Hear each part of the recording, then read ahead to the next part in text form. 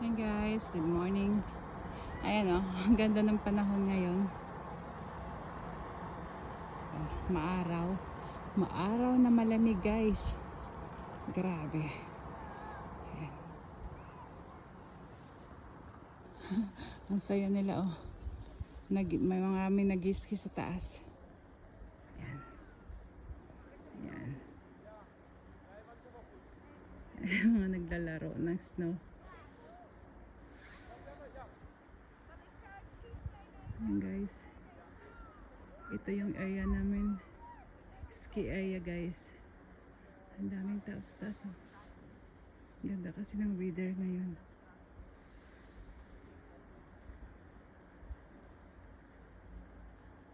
Dami nag-snow, snow. Ang dami nag-ski sa taas. Tapos bababa yan guys. So, ayan. Ayan.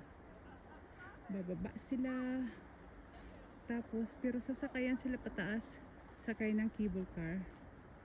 Tapos itong mga bata.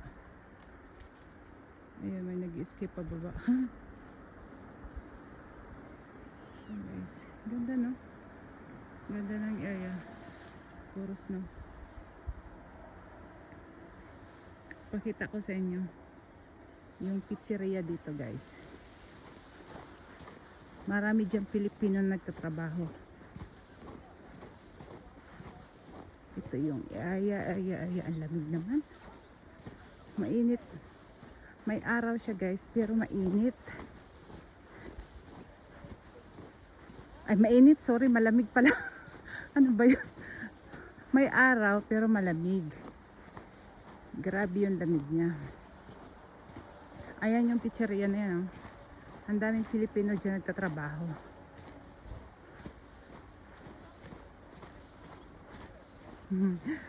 Minsan kami bumili ng pizza dyan guys. Tuwan-tuwa yung asawa ng Austrian. Kasi at least daw may nakita siyang Pilipina dito sa area. Kasi naghahanap siya rito ng Pinay guys. Wala siya masyado makita. Kasi ang area namin dito, iilan lang ang Pilipina mo. Marami kang may encounter na Asian pero Thailander guys. Ayan, andyan yung pizzeria.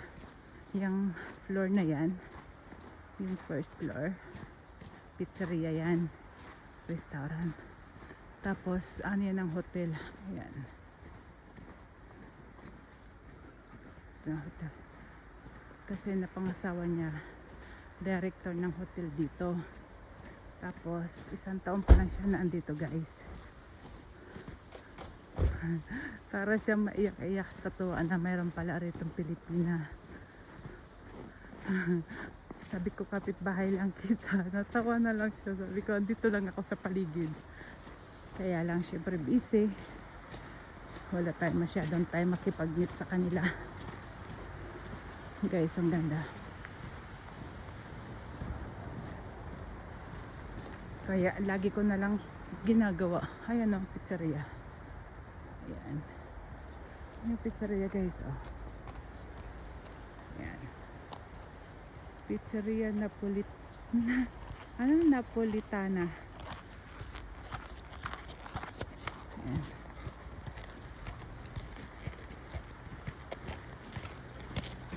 Masarap yung pizza dyan, parang Italian. Bumaba na siya kanina.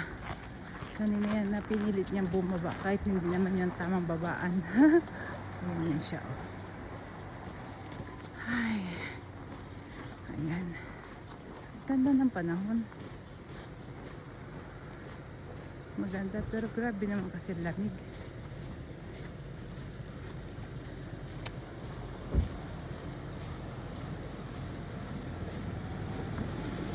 Ayan yung machine guys. Yung magpapawi ng maghahakot ng snow. Naglilinis ng naglilinis ng kalsada. Sila yan.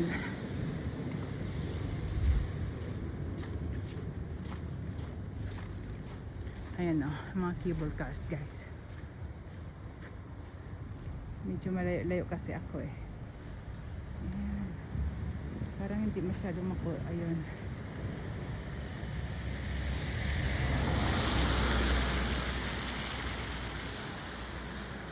guys. Dito naman tinatapon yung mga buti guys. So, ikaw na yung magsiseparate ng puti at kulay. Yan.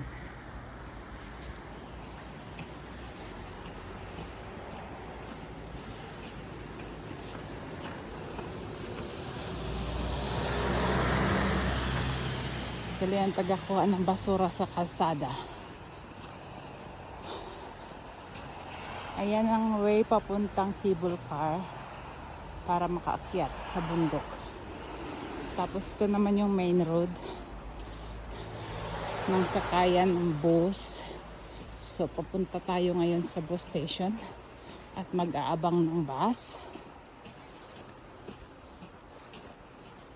Kasi may pupuntahan ako guys. May trabaho akong pupuntahan. Ayan lang yung bus station oh. Hindi ganun kalayuan. Siguro mga mula sa bahay namin. Siguro mga 2 minutes walking. Pag mabilis ang lakad. Pero pag katulad kong pagong, umaabot ako ng 3 minutes guys. Kasi ang dami kong business na hinaharap oh. Magbibideo, hihinto, titingin. Kasama na yung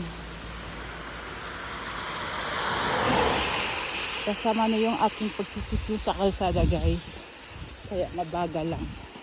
Hindi naman ako nagmamadali. Kasi ang ginagawa ko, lagi ako nag-a-adjust ng oras para hindi ako nai-stress pag may pupuntahan ako. Ayan guys, ito yung main road. Isa lang naman ang kalsada dito eh. Walang iba. In and out ito lang. Kaya dito sa area na to hindi ka maliligaw. Kasi ang dadaanan mo iisa lang. Ayan. So dito na ako maghantay ng bus. Ayan guys. Ang ganda ng panahon, no? Ang laki ng araw. Ayan. Yan na yung bus. Antayin ko na lang sa kabilang bus, guys. Ayan. Ay, naku, mga tao, oh. Ang dami-dami. Akyat baba, guys. Ang dami ng mga skier na pumupunta ngayon.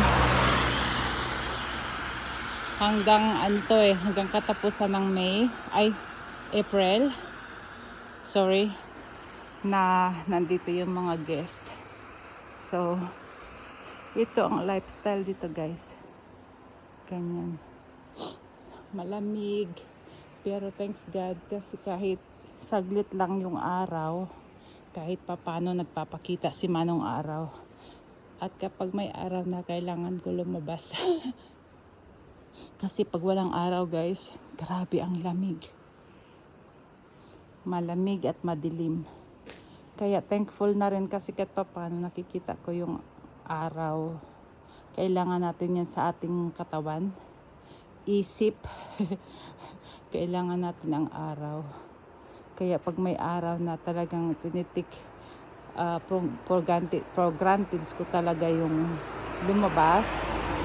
Kasi talagang nakaka-depress, nakaka-stress pag hindi mo makita yung araw. Malamig, na madilim. Kahit wala kang sakit, feeling mo may sakit ka guys. Ganun yung pakiramdam tumira sa ganitong klaseng bansa, sa ganitong klaseng lugar. Kaya marami dito nagkakaroon ng depression. Kasi kung minsan mahirap labanan yung yung lamig at saka yung dilim. Kaya yung ending depression. To be honest, sa lugar na to, madami nang nagkakatiwakal, maraming nagdigti, maraming kamatay. Dahil more on ang sakit dito, depression. Kaya pag mahina ang loob mo rito, talagang bibigay ka. Pero ang lugar na to kapag winter, yun ang problema. Pero pag summer, napakaganda guys. Kapag mapagmahal ka sa nature, dito talaga ang the best para sa akin. Ayun guys, nagkwento na naman ako ng aking buhay dito. So, thank you for watching. Please subscribe my YouTube and my Facebook. And thank you for watching. Bye!